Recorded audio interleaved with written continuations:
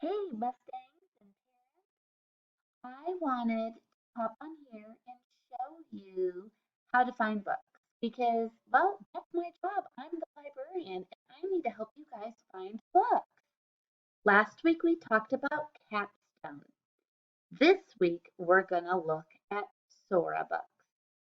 Sora books are a little bit different. They're kind of like being at a real library. When you check out a book in Sora, it goes to one person. And if someone has that book, you have to wait a little bit until they return it. For Capstone, you can look at the books, you can look at all the books at the same time with your friends. It doesn't matter. We have unlimited copies. But in Sora, we have to share. I'm going to show you really super quick on how you get there. Now, parents, I thought you would like to see this too because they might need a little bit of assistance getting to the Sora book. And then after we get into the rhythm and the habit of it, I bet they'll be little Sora, superstars, and they can do this on their own. So let me just thank you in advance. I appreciate your help and your support in trying to help these little kiddos get good, awesome books in their hands. Okay, so the first thing we're going to do is we're going to go to Rapid Identity app. You're going to open up the Rapid Identity app. And when you do that, I seem like to have a little delay. Come on, there she is. Okay, sorry about that. When you're in Rapid Identity, that is where you're going to put in your username and password.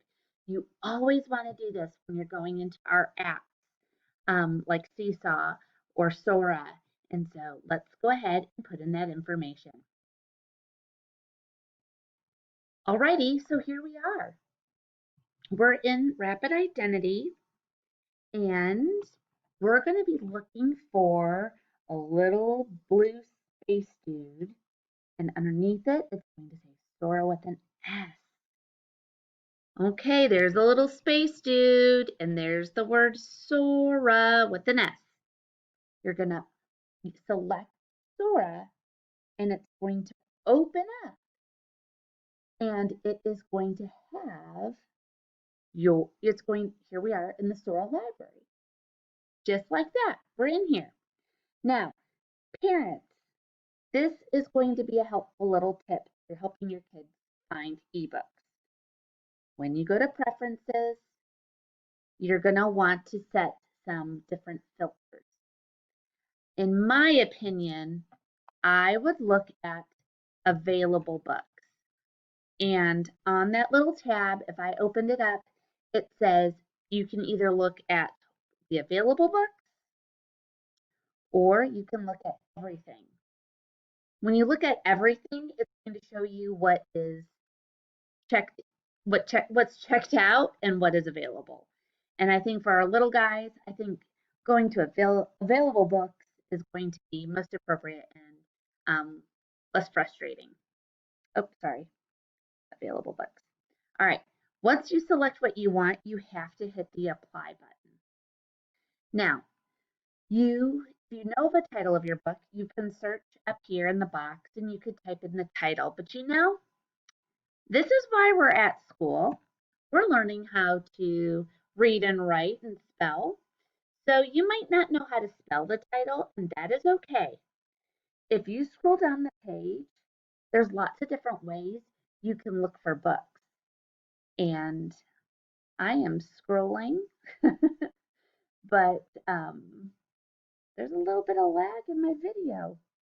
Hopefully it's going to improve. And as you scroll through the books, like there's perfect pre-K books,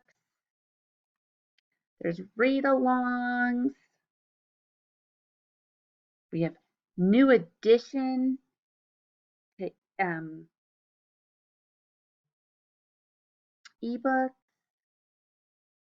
Now I want to show you this one neat thing. Not only do we have ebooks, but do you see these little headphones? We have audiobooks, and you could just listen to a story if you wanted to.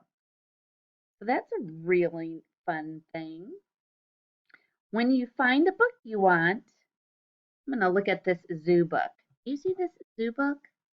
At the zoo, you just have to tap on the cover, and then if you want to check it out, right underneath the cover, you're going to see a word that starts with a B, B, and that says borrow.